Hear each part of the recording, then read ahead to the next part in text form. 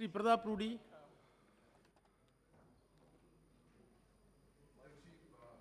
सभापति महोदय, आज एक ऐसा दिन है जिस दिन हम सब और निशिकांत जी ने जैसे शुरू किया था उन तमाम लोगों के प्रति अपनी श्रद्धांजलि, और कैसा समय से हम लोग पार करके आए हैं। और मुझे याद है कि उस समय जब ये स्थिति थी, चाहे पहला कोविड हो दूसरा कोविड हो, हम सब लोगों के पास फ़ोन निरंतर आते रहता था और हम लोग कोशिश करते थे कि एक अस्पताल, दूसरा डॉक्टर, तीसरा मित्र, और नंबर लगा देते थे। इनको कहते थे इस अस्पताल में, इनको कहते थे इस अस्पताल में, और डॉक्टर भी वहाँ कहते थे कि साहब खाली होगा, बेड खाली होगा तो अगला पेशेंट। तो बॉडी निकलता था बाहर, और तब हम लोग अपने पेशेंट को एडजस्ट क्या करते थे, लेकिन अपना। तो एक मैंने अपने मित्र को कहा उस दिन कि इट इज़ गॉड्स विल और गुड विल। गॉड्स विल इसलिए कि ईश्वर ने जिसको चाहा उसको बचा लिया, और गुडविल उसी दिन अपने दोस्तों का गुडविल खूब दिखता था। क्योंकि गुडविल जब हुआ, मैं तो ऐसे लोगों को भी जानता हूं जिसकी हैसियत थी कि 500 करोड़ का अस्पताल खड़ा कर सके, वो अपने लिए एक बेड के लिए गिड़गिड़ा रहा था। तो सभापति महोदय, इस बात को हमेशा याद रखना पड़ेगा कि या तो ईश्वर की ताकत है या गुडविल है जो आपको जीवन में साथ देता है। शायद ये मैंने एक लेसन इसमें सीखा है। मैं सिर्फ आज के इस तारीख में कुछ उस संदर्भ को भी लाना चाहूंगा जो इसकी पृष्ठभूमि में आता है। बहुत तरह के प्रभाव पड़े कोविड के कारण। आज हम लोगों ने जिस कोविड के बारे में जो भय व्याप्त है, वो शायद इस बात का भय है कि कहीं वो फिर से वो स्थिति ना आ जाए। हमारे मित्रों ने कहा दक्षिण अफ्रीका से निकल करके अमेरिका में भी एक कन्फर्म्ड है। पता नहीं ओवैसी साहब कह रहे थे कि कर्नाटक में अभी तक किसी ने सरकार में पुष्टि। हाँ जी जी, कर्नाटक में भी है। तो ये चिंता का विषय निश्चित है। लेकिन जब हमारे मित्र कोई बात रखते हैं तो उधर कल्याण बैनर्जी भी कुछ कह गए, वहाँ पर विपक्ष में जो हमारे वरिष्ठ नेता बैठते हैं वो भी कह गए, ओवैसी से भी। तो नज़रिया अलग अलग है। ग्लास आधा खाली है कि भरा हुआ है। हम सब लोगों को तो देश के प्रधानमंत्री के काम के बाद तो दिखता है कि ग्लास भरा हुआ है, लेकिन दुर्भाग्य है कि कुछ लोगों को ग्लास खाली दिखता है, तो उसको तो हम बहुत मदद नहीं कर सकते। लेकिन ये सिलसिला चलता रहेगा। इसमें पिछली बार जब ये पूरी परिस्थिति आई तो बहुत दिक्कत रहा। दुनिया भर में 30% जॉब्स चले गए, लगभग 50 से 100 मिलियन लोग अनएम्प्लॉयड हो गए। क्रूज लाइनर्स में जो हमारे बच्चे काम करते थे, दुनिया भर के क्रूज लाइनर्स में हमारे 8 से 10% बच्चे काम करते थे, वो बेरोजगार, बहुत स्थिति खराब होती चली। भारत में भी जो बड़ी योजनाओं के कारण इवेंट्स होते थे, कॉन्फ्रेंसेज होते थे, सब तरह की बंदी लगभग कंप्लीट हुआ। रेल का चलना बंद हो गया। छोटे छोटे जो हमारे रिक्शा चलाने वाले, रेडी वाले, जो पान की दुकान और चाय की दुकान पर बैठते थे, ताजमहल जैसे जगह पर जाने वाले भी लोग, जहाँ का रेवेन्यू 77 करोड़ था, चाहे वो आगरा फोर्ट हो, सब जगह पूरे दुनिया में और भारत में विशेष रूप से ये दिखने लगा। दुनिया में नुकसान हुआ। नुकसान ऐसा नहीं है कि पूरे भारत में ही हुआ, पूरे दुनिया में नुकसान हुआ। ग्लोबल लॉस जो टूरिज्म का था, लगभग 2.7 मिलियन। एविएशन का सबसे बड़ा नुकसान हुआ कि पूरी दुनिया के लोग को हम एक मानते 314 बिलियन का, भारत में भी 11 से 12 बिलियन का, इत्यादि इत्यादि। नुकसान लगातार होता रहा। पूरी दुनिया के advanced economies shrunk by about 7%, emerging countries by 2.5%, South Asia और साउथ ईस्ट एशिया, यूरोप इत्यादि सभी देशों का नुकसान होता रहा। महोदय, लेकिन एक बात को हमेशा हम लोग को सोचना होगा कि आखिर ये सब कुछ हम लोगों के लिए नया था। अगर आरोप लगाता है तो गलत लगाता है, क्योंकि किसी ने, और इसकी पहली तिथि भी निर्धारित नहीं थी कि हम आपके देश में आने वाले हैं, दुनिया में आने वाले हैं, कोविड आने वाला है, और इसका अंतिम तिथि भी निर्धारित नहीं है। हम सब ऐसे बात कर रहे हैं कि इसकी अंतिम तिथि भी निर्धारित हो गई है। हमने अभी तक कोविड के इस प्रकोप का अंतिम तिथि निर्धारित नहीं है, और हम सबों में कौन इसका विक्टिम बनेगा ये भी निर्धारित नहीं है। इसलिए इसमें अहंकार दिखाना, इसमें अपनी बुद्धिमत्ता दिखाना, ना कि सरकार के साथ खड़े होकर के इस विषय पर चर्चा करना, मैं समझता हूं कि वो व्यवहारिक होगा। हमारे हाउस के कितने लोग चले गए, तो यहाँ ये एक ऐसा विषय है जो हमको, आपको, सबको प्रभावित कर सकता है। ये तो इंसान एक ऐसा जीव है। इंसान, हमारे रेलवे मिनिस्टर चले गए, ये इंसान एक ऐसा जीव है कि वो रिलेंटलेसली चलता रहता है, वो पीछे मुड़ के नहीं देखता, और जीवन जीने के एक शैली के कारण हम भूल जाते हैं। लेकिन ये किसी को भी प्रभावित कर सकता है, और हम सब कोविड में, मुझे भी कोविड हुआ, हमारे निशिकांत जी को भी हुआ, हम तो चुनाव में थे बिहार में, और सबको हुआ, लेकिन हम लोग आगे बढ़ते चले गए, और ईश्वर की दया थी, दोस्त मित्रों की कृपा थी, अपने पूर्वजों की कृपा थी, अपने माँ बाप की थी कि हम लोग आज भी स्वस्थ हैं। ये किसी के साथ भी हो सकता है, राजा साहब। और पहला केस जब केरल में आया, किसी को नहीं पता था 30 जनवरी में, उस दिन भारत में सिर्फ एक लैब था, कोविड को कोई जानता नहीं था। लेकिन आज जब हम देखें तो 31 जुलाई 2021 तक 3,000 लैब हैं। एक साल में इतना बड़ा व्यवस्था तो कायम कर दिया किसी ने, ये तो देश की सरकार ने किया, इसमें राज्यों की सरकार ने मिलकर किया, तो एक बड़ी तैयारी थी। अगर हम किसी पर आरोप लगा दें तो उचित नहीं लगता है। 17 सितंबर 2020 को पहली बार पीक किया जब 97,000 केसेस हो गए, और उसके बाद लोएस्ट, फिर एक बार हम सब उससे बाहर निकलने लगे, हमको लगा कि सब कुछ ठीक हो गया, और फरवरी 2021 में लोएस्ट हुए, फिर 7 मई आते आते सेकेंड वेव आया, और 7 मई को एक साथ एक दिन में 4-4 लाख लोग आने लगे। किसी भी व्यवस्था के लिए संभव नहीं था। हमारे मित्र ओवैसी साहब कह के चले गए कि 40 लाख, पता नहीं ये कहा। तो अध्यक्ष जी, ऑन रिकॉर्ड लाना चाहेंगे, भारत की सरकार ने जो आंकड़े दिए हैं वो 4 लाख हैं, 40 लाख नहीं है। कृपया देश के लोगों को गलत आंकड़े दे करके सदन के माध्यम से हम लोग कंफ्यूजन ना करें। नहीं, वो अब गणित का सवाल है, 4 लाख को 40 लाख कर दे तो खैर विपक्ष की राजनीति में ऐसा ही चलता है, उसमें कोई दिक्कत नहीं है, 4 को 40 बना देने में कोई दिक्कत नहीं है। आपने एक बात यहाँ पर, हमारे मित्र कह रहे थे कि हमारे यहाँ अमेरिका, ये कह रहे कि भारत में तैयारी नहीं थी, तो अमेरिका तो सबसे समृद्ध देश है, उससे ताकतवर तो हम सब मान लेते हैं कि एक बार अमेरिका बहुत ताकतवर है।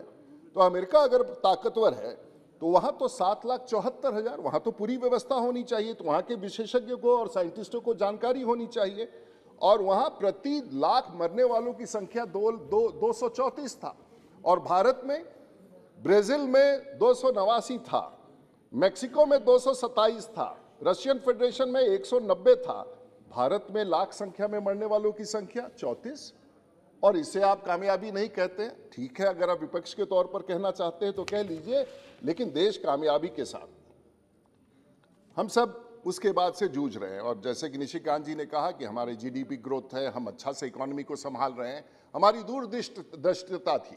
और आप देखिए क्षेत्रों में कितना नुकसान हुआ, और कैसे भारत आज जीवंत रूप से पूरे दुनिया के सामने खड़ा होकर के रेंग नहीं रहा है, दौड़ रहा है। कोल का प्रोडक्शन 15% नीचे चला गया था, क्रूड ऑयल का 6.5%, सीमेंट 38%, कॉमर्शियल व्हीकल्स महोदय -84% प्रोडक्शन नीचे चला गया था। आप सोचिए कि देश का क्या स्थिति होगा। आप उसके जाइए, cargo handled at airports -57%, passenger handles eight airport -94%, railways passenger in kilometres -99, mining, manufacturing, electricity सब नीचे चला गया था। ये संकट तो पूरी दुनिया के सामने था, और जब पूरी दुनिया के सामने था तो अनएम्प्लॉयड भी हुआ, और लगभग 200 मिलियन लोग पूरे दुनिया में बेरोजगार हुए। भारत के सामने भी चुनौती थी, और उस चुनौती को आप भारत में भी देख ले, ये त्रासदी किसी ने सरकार की नीति के कारण नहीं किया। ये त्रासदी इसलिए हुआ कि एक प्राकृतिक आपदा जिसके बारे में दुनिया ने कभी सोचा ही नहीं था, उसने आके हम पर आक्रमण कर दिया, हमें घेर लिया। और आप किसी भी क्षेत्र में दे, आप देख ले कैसे ये सरकार उभर करके आई है। ट्रैवल और हॉस्पिटैलिटी में 50,000 करोड़ का नुकसान हुआ, एविएशन में लगभग 12 बिलियन डॉलर का नुकसान हुआ, रिटेल में, रेस्टोरेंट में, रियल एस्टेट में, कोई भी ऐसा क्षेत्र नहीं था जिसमें सिर्फ दिल्ली नहीं, भारत की सरकार नहीं, पूरे राज्य सरकार प्रभावित थे।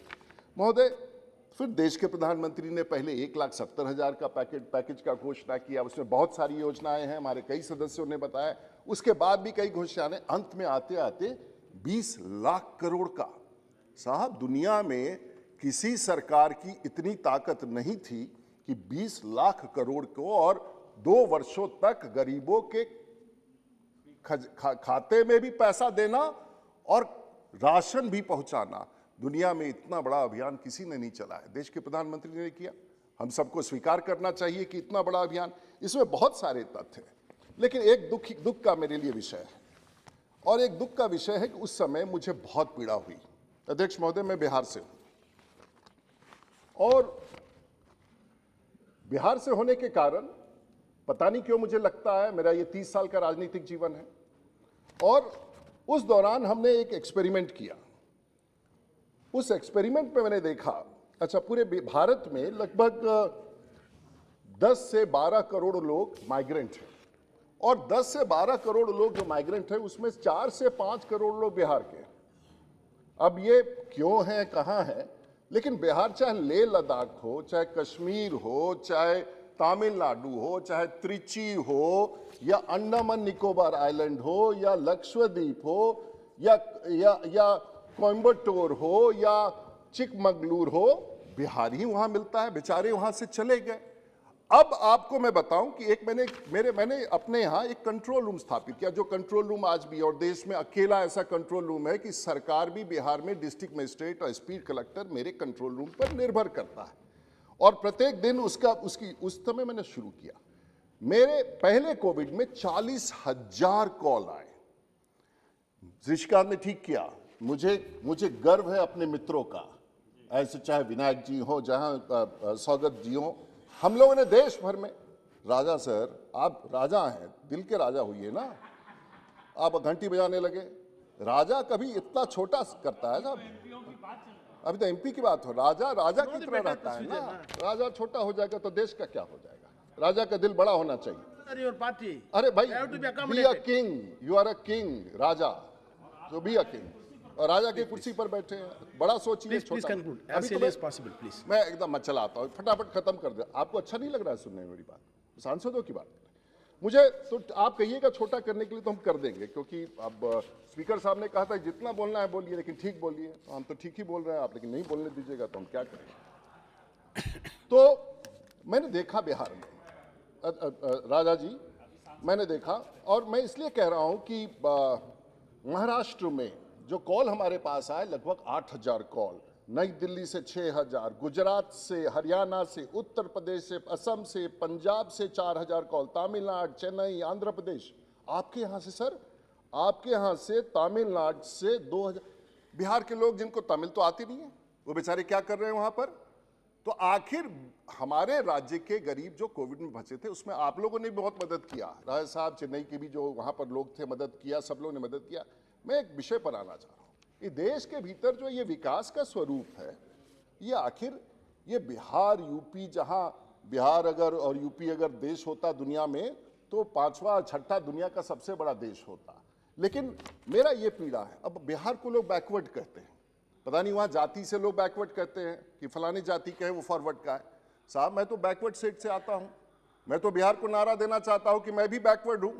अगर बैकवर्ड से ही उस राज्य का भविष्य बदल सकता है तो मैं बैकवर्ड हूं और बैकवर्ड स्टेट की लड़ाई लड़ूंगा। मेरा भी परिभाषा बैकवर्ड में ले लीजिए, क्योंकि मुझे मत वंचित कीजिए बैकवर्ड कह के कि भाई तुम्हारा हिस्सा नहीं है।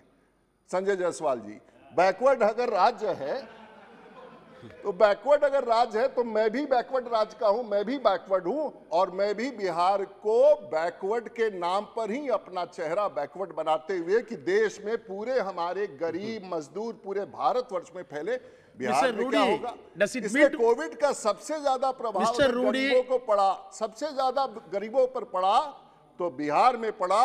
जो 70,000 कॉल देश भर से आए वो आंसू बहा करके, ये तो हमारे सांसद है, सरकार है, मित्र है, जिन लोगों ने उनका ख्याल करा। तो आज से मैं अपने आप को बिहार का बैकवर्ड घोषित करता हूं, ताकि आने वाले दिनों में इसी बैकवर्ड के नाम पर इस बैकवर्ड बिहार को हम लोग आगे लेके चल सके।